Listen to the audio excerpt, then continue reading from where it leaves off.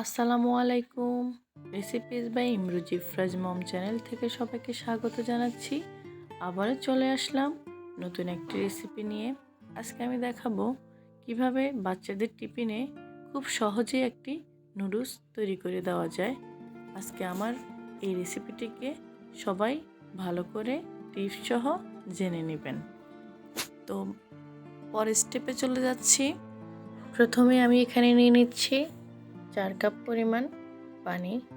চুলার আঁচটা একটু বাড়িয়ে দিয়েছি। এরপর একটি ঢাকনা দিয়ে যখন কুসুম গরম পানি হবে তখন পর্যন্ত আমি একটা ঢাকনা দিয়ে দিয়েছি। এরপর ঢাকনাটা উঠিয়ে কুসুম গরম পানি হয়ে গেছে। এরপর এখানে আমি আধা কাপ পরিমাণ গাজরের ছোট ছোট করে টুকরো করে নিয়েছি। এরপর এটাকে আমি পানিতে ঢেলে দিয়েছি। একটি ঢাকনা দিয়ে ঢেকে দেব 2-1 মিনিটের মধ্যে। স্বাদ মতো লবণ দিয়ে দেব, লবণটা শুধুমাত্র গাজরের জন্য। এরপর 10 মিনিট পর আমি চলে আসব। এবার 10 মিনিট হয়ে গেল। আমি এবার সিদ্ধ হয়েছে কিনা দেখে নেব একটু। আমার প্রায় সিদ্ধটা হয়ে গেছে। এবার আমি 2 প্যাকেট নুডলস দিয়ে দেব। আমি এখানে অ্যাড করতেছি চপস্টিক নুডলসটা। আপনারা পারলে ম্যাগি নুডলসটাও দিয়ে দিতে পারেন। এবার ভালোভাবে একটু নেড়ে চেড়ে দেব।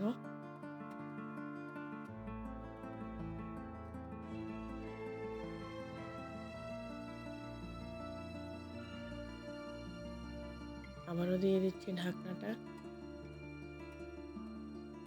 সিদ্ধ হয়ে গেছে আমার নুডলসটা। এবার আমি একটা চালনিতে ঢেলে প্রচুর পরিমাণে পানি দিয়ে এটাকে ধুয়ে নেব। তো চলে যাব। এরপর আবার ফিরে আসব চুলায়। চুলায় একটি ফ্যান বসিয়ে দিয়েছি। দিয়ে দিচ্ছি অলিভ অয়েল। আমি বাচ্চাদের জন্য রান্না করছি তাই আমি অলিভ অয়েলটা ইউজ করছি। তো তেলটা একটু গরম হয়ে আসলে দিয়ে দেব আমি একটি তেজপাতা, দারুচিনি। তেজপাতা দারুচিনি একটু নেড়ে চেড়ে নেব যেন একটু সুগন্ধটা বের হয়। ভালোভাবে একটু আলতো হাতে এটাকে নেড়ে চেড়ে দিচ্ছি। এখনো পুরোপুরিভাবে আমার তেলটা গরম হয় নাই। তো আমার তেলটা গরম হয়ে গেছে। এবার আমি এখানে অ্যাড করে দেব পেঁয়াজ কুচি। 2 টেবিল চামচের মতো পেঁয়াজ কুচি দিয়ে দিয়েছি। তো এখানে ভালো করে বাদামি কালার হয়ে আসলে 2টা কাঁচামরিচ, একটা কাঁচামরিচকে আমি 2 ভাগ করে দিয়েছি, কারণ এখানে আমি বাচ্চাদের জন্য রান্না করছি তাই আমি একটা কাঁচামরিচ দিয়েছি। তো পেঁয়াজটাকে ভালো করে বাদামি কালার করে নেব। বাদামি কালার প্রায় হয়ে এসেছে। এবার আমি দিয়ে দেব টুকরো করা মুরগির মাংস। আমি এখানে 1 টেবিল চামচ নিয়েছি মাংস। এরপর আমি এখানে দিয়ে দেব পেঁয়াজ পাতা কুচি। এখানে আমি 1 টেবিল চামচের মতো দিয়েছি। এটাকে ভালোভাবে নেড়ে চেড়ে নিতে হবে।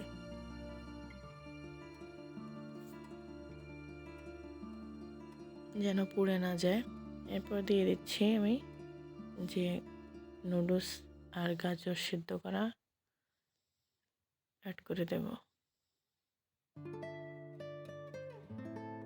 চুলার আঁচটা একটু কমিয়ে দিতে হবে, নাহলে পেঁয়াজটা পুড়ে যেতে পারে।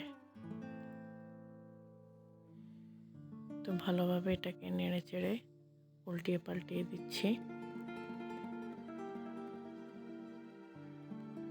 সব মিশ্রণটি একসাথে করে নিচ্ছি। ভালোভাবে নাড়তে হবে, না হলে নিচে পড়ে যাওয়ার সম্ভাবনা থাকবে। এরপর আমি দিয়ে দিচ্ছি মশলা। নুডলসের মশলাগুলো এভাবে ছড়িয়ে ছিটিয়ে দিচ্ছি। এবার আমি মধ্যখানে একটু পাক করে নিচ্ছি, একটা ডিম ভেঙে মধ্যখান বরাবর দিয়ে দেব। এবার 1 চিমটি লবণ দিয়ে দেব। তো ডিমটা কিভাবে দিলে ভালো হয়, না হয় নুডলসের গায়ে লেগে যায় না। আমি উপর থেকে হালকা হাতে এটাকে একটু নেড়ে চেড়ে দিচ্ছি। পুরোপুরিভাবে করতে গেলে নুডলসের গায়ে লেগে যাবে, তাই আমি এইভাবে করে দিয়েছি। আপনারাও দেওয়ার চেষ্টা করবেন।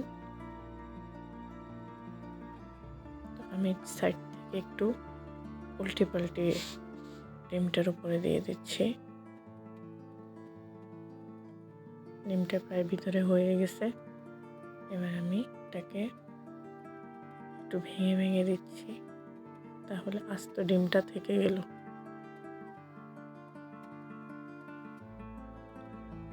এভাবে করে ডিমটা দিলে ডিমটা মুখে লাগে, না হয় নুডলসের গায়ে লেগে যায়। তা আমার রান্নাটা প্রায় শেষ। আমি এখানে ধনিয়া পাতা অ্যাড করব না, কারণ আমার বাচ্চারা ধনিয়া পাতা খেতে চায় না। তা আপনারা পারলে ধনিয়া পাতাটা অ্যাড করে দিবেন, তাহলে স্বাদটা আরও দ্বিগুণ পরিমাণ বেড়ে যাবে। তো আমার চ্যানেলটি যদি সবার ভালো লেগে থাকে অবশ্যই লাইক কমেন্ট করবেন। আর আমার রান্নাটা প্রায় শেষ পর্যায়ে, আমি এটাকে নামিয়ে ফেলব। তো আপনারা আমার এই রেসিপিটি ফলো করে বাচ্চাদের টিফিনে বা ছোট বেবিদের দিতে পারেন, বড়রাও খেতে পারবেন। খুব মজাই। আমি এবার নামিয়ে ফেলবো। একটু নাড়াচাড়া করে নিচ্ছি।